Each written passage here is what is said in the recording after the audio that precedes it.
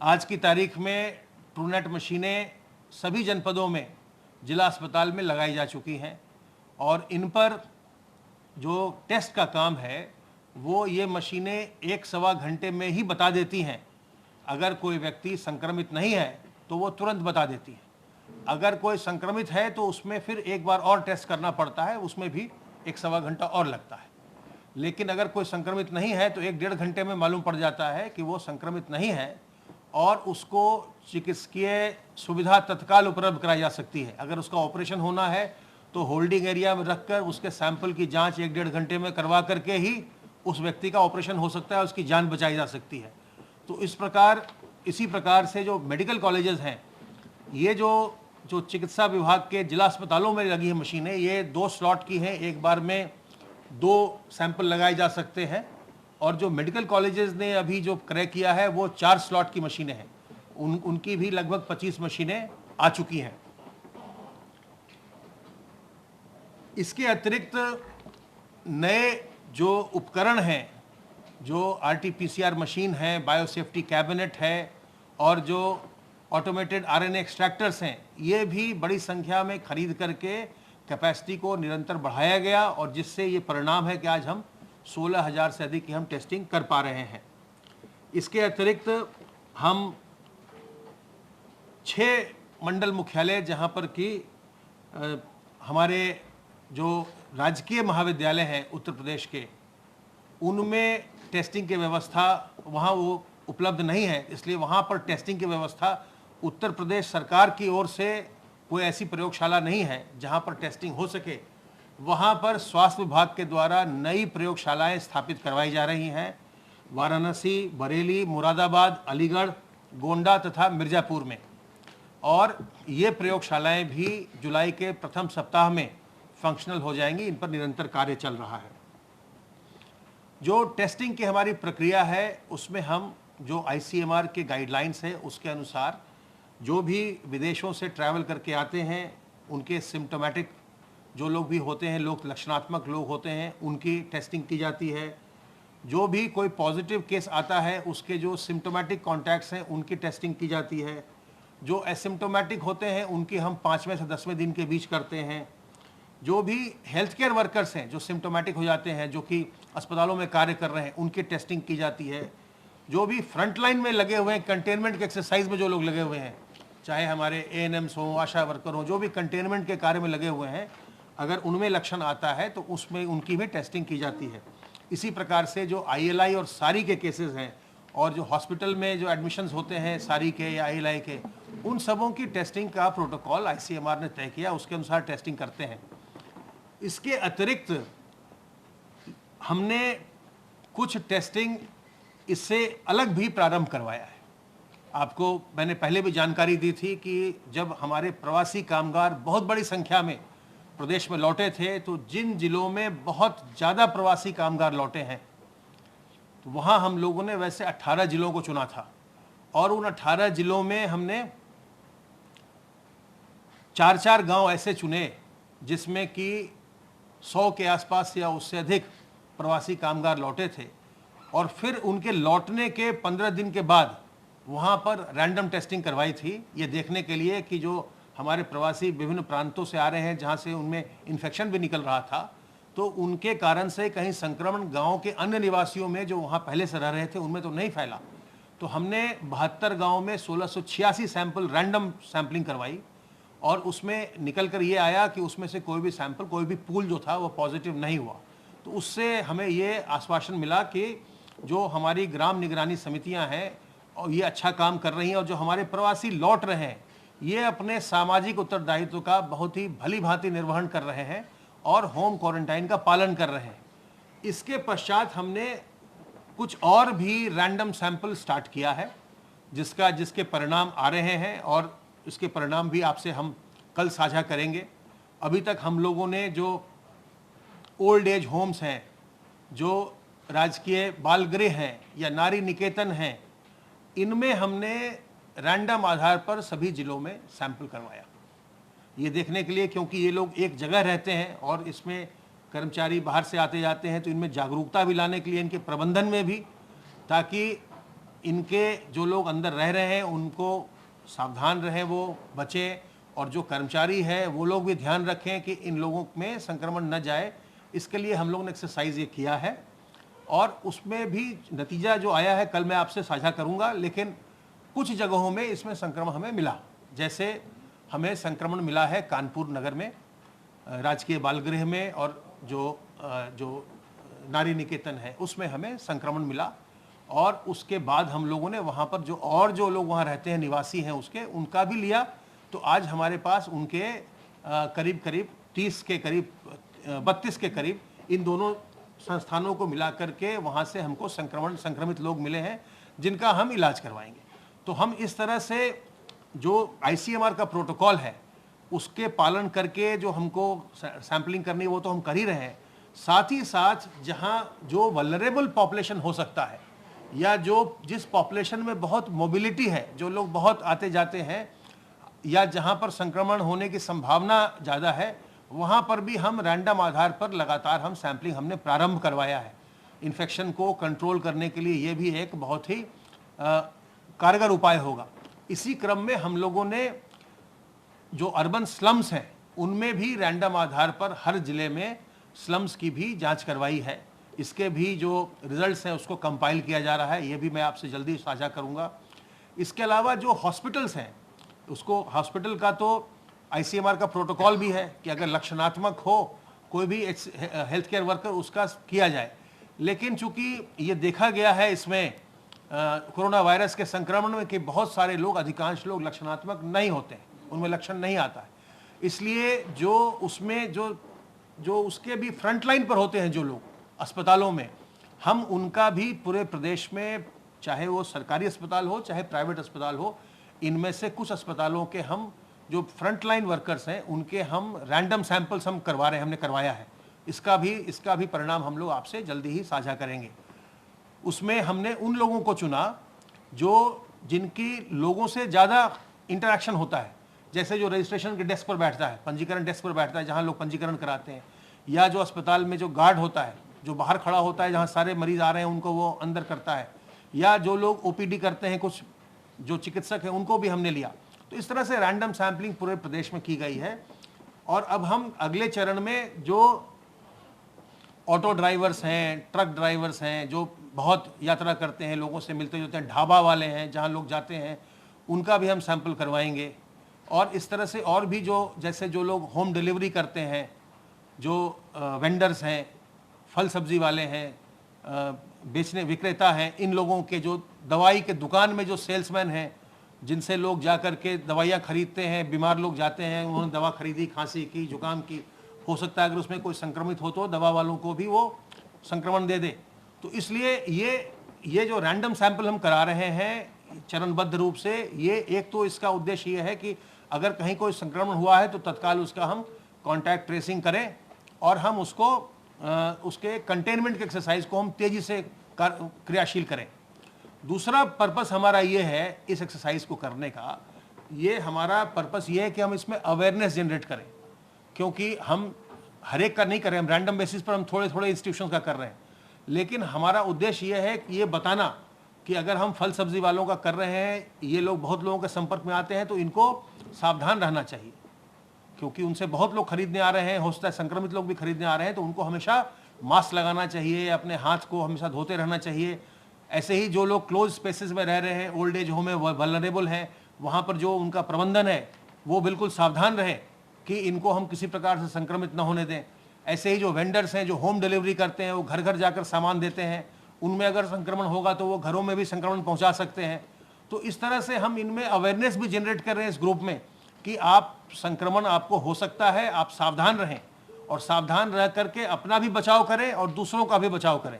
तो इस समय हमारी टेस्टिंग को बढ़ाने की, जो कैपेसिटी को बढ़ाने का एक्सरसाइज, उस पर बहुत ज़्यादा बल है।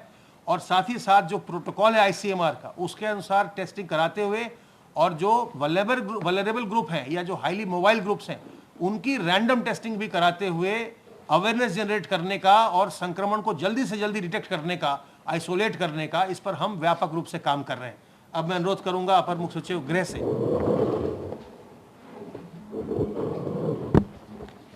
माननीय मुख्यमंत्री जी ने आज सुबह 10 बजे कोविड-19 की पूरी लड़ाई के लिए प्रदेश के अभियान के अंतर्गत टीम 11 की बैठक की। आज मुख्यमंत्री जी ने एक नया लक्ष्य दिया है कि जो कोविड के अस्पतालों के बेड है, ये संख्या 1.5 लाख तक पहुंचाई जाए। आप सबको विदित है कि अब तक L1 के जो कोविड केयर सेंटर हैं, जो बेसिक सेंटर्स हैं आइसोलेशन के, 403 प्रदेश में तैयार हैं। L2 के जो सेंटर्स हैं 75 तैयार हैं। L3 के जो सेंटर्स हैं यानी मेडिकल कॉलेजेस हैं वो 25 हैं जहां पर वेंटिलेटर युक्त बेड है। L2 बेड्स में ऑक्सीजन युक्त है और L1 बेड में भी ऑक्सीजन की व्यवस्था कहीं कहीं दी गई है। तो कुल मिलाकर जहां 1,01,236 बेड हमारे प्रदेश में उपलब्ध हैं, मुख्यमंत्री जी ने आदेश दिया है कि पूरे प्रदेश में 1.5 लाख बेड की तैयारी कर ली जाए और इसके लिए चरणबद्ध रूप से तैयारी आज से ही शुरू कर दी जाए। स्वास्थ्य विभाग को और चिकित्सा शिक्षा विभाग को ये निर्देश उन्होंने दिया है। माननीय मुख्यमंत्री जी ने कहा है कि जो भी बेड्स की व्यवस्था हो वो एक मानक के अनुरूप हो, उनकी निरंतर मॉनिटरिंग हो। आवश्यकता पड़े तो जो कॉमन एरियाज हैं वहाँ CCTV का जो है फॉलोअप हो। आवश्यकता पड़े तो जो भी अधिकारी हैं, सीनियर ऑफिसर हैं, वो जरूर जाएं, डॉक्टर्स जरूर देखें, जो पैरामेडिकल स्टाफ है जरूर देखें और सफाई की अच्छी व्यवस्था हो, अच्छे भोजन की व्यवस्था हो, हर तरह से ऐसे बेड्स हो जहां मॉडर्न व्यवस्था करके उपचार की अच्छी व्यवस्था की जा सके। मुख्यमंत्री जी ने आज टेस्टिंग के बारे में भी, कल आदरणीय प्रधानमंत्री जी की VC हुई, VC के तुरंत बाद उन्होंने कहा कि हम अपनी टेस्टिंग को और आगे बढ़ाएंगे। आज जैसा कि अभी प्रमुख सचिव स्वास्थ्य ने आपको बताया है, प्रदेश ने एक एवरेज 15,000 का रखा था मुख्यमंत्री जी के आदेश से। आज 16,546 टेस्ट हुए हैं, यानी 16,000 से ज़्यादा टेस्ट पिछले कई दिनों से जो है प्रदेश में होना चालू हो गए हैं। पूरे देश में हम संभवतः पहले, दूसरे, तीसरे, चौथे स्थान के अंदर ही हैं टेस्टिंग में, 5वें स्थान पर हैं और ओवरऑल टेस्टिंग में 5वें स्थान पर है। और हमारा लक्ष्य ये होगा कि उत्तर प्रदेश को पूरे देश में प्रथम स्थान पर टेस्टिंग में ले आया जाए और इसी कड़ी में टेस्टिंग की क्षमता को और आगे बढ़ाने का निर्देश दिया है। आपको मालूम है कि जब टेस्टिंग की क्षमता शुरू हुई थी प्रदेश में मार्च 2020 में, मात्र 60 टेस्ट प्रतिदिन हुआ करते थे KGMC में। पहला हमारा एकमात्र हमारी टेस्टिंग लैब KGMC में थी, मात्र 60, और उस 60 को बढ़ाकर निरंतर अनुश्रवण करके दोनों विभाग, मेडिकल डिपार्टमेंट और मेडिकल एजुकेशन डिपार्टमेंट ने लगकर मुख्यमंत्री जी के मार्गदर्शन में 23 राजकीय प्रयोगशालाओं अब चालू हो गई, यानी 23 गवर्नमेंट टेस्टिंग लैब शुरू हो गई हैं, 11 निजी टेस्टिंग लैब शुरू हो गई हैं। और इसके साथ साथ आपने देखा था, खुद सरकारी जहाज को, अपने उत्तर प्रदेश सरकार के जहाज को भेजकर ट्रूनेट मशीन्स को भी लाया गया। आज की तारीख में हर जनपद में जिला चिकित्सालय पर, 75 जनपदों के जिला चिकित्सालय पर ट्रूनेट मशीन जो है 2 स्लॉट की स्थापित कर दी गई है। ये 2 स्लॉट की मशीन लगभग 8 लाख रुपए की है। और इसके अलावा हर मेडिकल कॉलेज में, हर 25 कुल मेडिकल कॉलेजेस में एक ट्रूनेट मशीन 4 स्लॉट की, जो लगभग 12.5 लाख रुपए की है, उसको भी स्थापित कर दिया गया है। इसके पहले ही पहले चरण में ये जो ट्रूनेट मशीन्स है 21 हमारे अस्पतालों में एक स्लॉट की पहले से थी, तो एक और जहां 60 टेस्टिंग का क्षमता हमारे प्रदेश में थी, आज बढ़कर आज का रिकॉर्ड अचीवमेंट है 16,546। मुख्यमंत्री जी का आदेश था कि इसी सप्ताह के अंत तक इसको 20,000 करके कोशिश हो कि अगले कुछ दिनों में ही माह के अंत तक 25,000 टेस्ट प्रतिदिन कराए जाएं। आज जैसा कि प्रमुख सचिव स्वास्थ्य ने बताया है, आज तक 5,15,280 टेस्ट प्रदेश में हुए हैं। ऐसे में हमारा प्रदेश आबादी की दृष्टि से सबसे बड़ा है, तो हमारे यहाँ टेस्टिंग भी काफ़ी संख्या में हो, इस ओर विशेष प्रयास करके जो कोविड फंड है, जो मुख्यमंत्री जी ने कोविड केयर फंड शुरू किया था, उस फंड से ही इन टेस्टिंग मशीन्स का भुगतान करके इनको खरीदा जा रहा है और इनको लगाया भी जा रहा है। मुख्यमंत्री जी का ये भी आदेश है कि जो भी टेस्टिंग हो वो हमारे एक प्रोटोकॉल का, जो ICMR का प्रोटोकॉल है, उसके अंतर्गत स्थापित किया जाए। ये टेस्टिंग 3 कारणों से आवश्यक होती है। ये टेस्टिंग इसलिए आवश्यक होती है कि कोविड पेशेंट्स की पहचान हो। ये टेस्टिंग इसलिए भी आवश्यक होती है कि जब किसी व्यक्ति का अगर कोई मेजर ऑपरेटिव सर्जरी या अन्य कार्य होना है, तो आज के प्रोटोकॉल के हिसाब से पहले ये टेस्ट होता है कि कोरोना पॉजिटिव तो नहीं है। तो जो सामान्य इमरजेंसी की सेवाएं हैं या कहीं भी ऑपरेशंस करना है, जहां इन्वेसिव जो है कोई एक्टिविटी करनी है, तो वहां पर भी इन टेस्टिंग मशीन्स का इस्तेमाल किया जाता है, जिससे होल्डिंग एरिया में व्यक्ति को लाकर तुरंत उसको टेस्ट करके उसको जो भी चिकित्सकीय सहायता है वो दी जा सके। ये टेस्टिंग इसलिए भी की जाती है कि जहाँ भी हमारे श्रमिक या कामगार आए हैं, या जैसा कि अभी हमारे प्रमुख सचिव ने बताया, जहाँ भी फील्ड में अगर कहीं व्यापक सर्वे करने की आवश्यकता है कि कहीं कोई इन्फेक्शन का प्रभाव तो नहीं है, तो ये कार्य भी जो है इनके माध्यम से रैंडम पूल टेस्टिंग के माध्यम से किया जाता है। ये भी हम बताना चाहेंगे, कहीं कहीं ये बिंदु आया है, मीडिया में भी ये बिंदु आया है पूल टेस्टिंग के बारे में। तो प्रदेश हमारा पूल टेस्टिंग का पहला प्रदेश था, और पूल टेस्टिंग में भी ये हम बताना चाहेंगे कि पूरे प्रदेश में एक अनूठा अभियान चिकित्सा विभाग ने शुरू किया था, जिनमें 18 जनपदों में 72 ग्रामों में प्रवासी जो हमारे कामगार और श्रमिक हैं, उनमें 1686 लोगों की पूल टेस्टिंग की गई थी। पूल टेस्टिंग यानी एक ही टेस्ट में 10 लोगों का या 5 लोगों का एक साथ टेस्ट करना। तो पूल टेस्टिंग भी हमारे प्रदेश में व्यापक रूप से ये पद्धति अपनाई गई है, और चूंकि मीडिया में ये बिंदु आया था, ये बताना बहुत आवश्यक है कि प्रदेश में पूल टेस्टिंग निरंतर की जा रही है। जहाँ ज़्यादा संख्या में लोगों की टेस्टिंग की जानी होती है और जहाँ चांसेस कम होते हैं, तो वहाँ संख्या को बढ़ाने के लिए पूल टेस्टिंग एक साथ 10 या 5 लोगों की जाती है। हम ये भी आपको बताना चाहेंगे कि माननीय मुख्यमंत्री जी का आदेश है कि टेस्टिंग की व्यवस्था ऐसी हो कि जल्दी हो। ये ना हो कि टेस्टिंग जो है करा जाए और फिर 2 दिन बाद रिजल्ट आए। स्वास्थ्य विभाग को, मेडिकल कॉलेजेस को उन्होंने आदेश दिया है कि कहीं भी टेस्टिंग के सैंपल्स भेजने पर जितनी जल्दी हो सकता है वो टेस्ट सैंपल्स को जो है उनका रिजल्ट लिया जाए, और उस रिजल्ट के बेसिस पर जो उनको वेबसाइट पर फीडिंग करनी है वो तुरंत कर दी जाए, जिससे कहीं बैकलॉग ना हो, और अगर किसी को कोई अग्रिम चिकित्सकीय व्यवस्था करनी है वो आगे किया जा सके।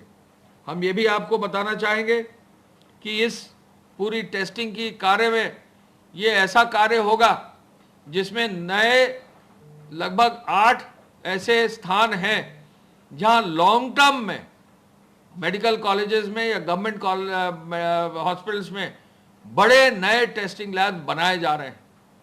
BRD मेडिकल कॉलेज में L&T द्वारा CSR के अंतर्गत नया लैब स्थापित किया जा रहा है।